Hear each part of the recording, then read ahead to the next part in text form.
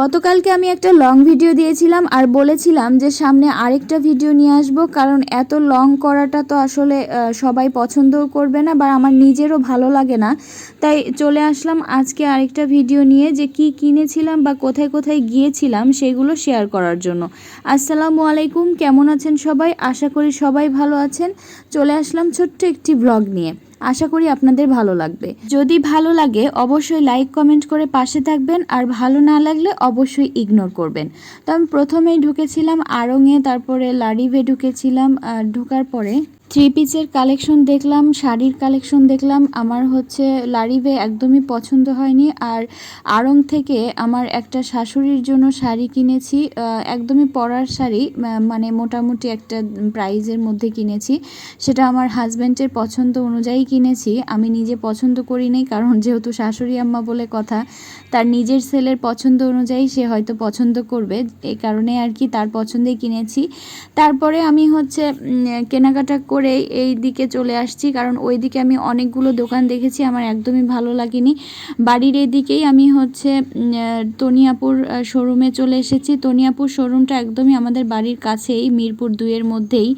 আর ভাবলাম যে যাওয়ার পথে একটু ঢুকে যাই। তো ঢুকার পরে থ্রি পিস কালেকশনগুলো দেখছিলাম, মোটামুটি ভালোই লেগেছে, মোটামুটি দামের মধ্যেও ছিল, কম বেশি দুইটা মিলেই আর কি ছিল। শাড়ির কালেকশনও ছিল, তো আমি তো শাড়ি নিব না, যেহেতু আমি শাশুড়ির জন্য অলরেডি শাড়ি কিনে ফেলেছি, এই কারণে আমি তনিয়াপুর এখান থেকে থ্রি পিস কালেকশনই নেব।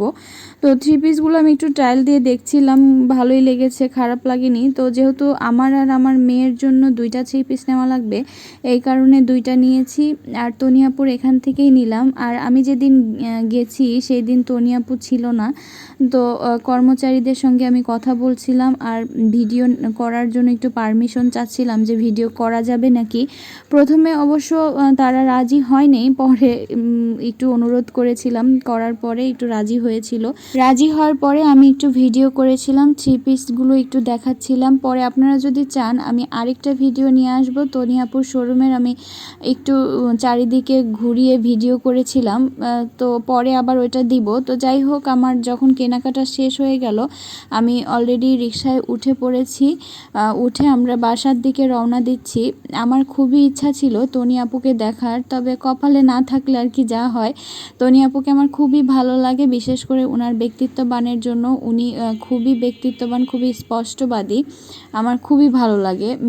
মেয়েদের এমনই হওয়া উচিত, অন্যায়ের প্রতিবাদ করা বা নিজের পায়ে দাঁড়ানো, এই জিনিসটা আমার খুবই ভালো লাগে। ওনার জীবনে এত একটা ঝড় চলে গেল, ওনার হাজব্যান্ড মারা গিয়েছে, তারপরেও আমার উনি যে এতটা শক্ত হয়ে আছেন, এটাই আমার কাছে আর কি ভালো লাগে। তো যাই হোক, এই যে আমি কেনাকাটা করে নিয়ে এসেছি, দুইটা থ্রি পিস কিনেছি, একটা রেডিমেড ছিল, একটা বানাতে হবে, আর শাশুড়ির জন্য একটা শাড়ি কিনেছি। কেমন লেগেছে ভিডিওটি অবশ্যই জানাবেন, শপিংগুলো কেমন লাগলো সেটাও জানাবেন, আর ভালো লাগলে অবশ্যই লাইক কমেন্ট করে পাশে থাকবেন। সবাই ভালো থাকবেন, আল্লাহ হাফেজ।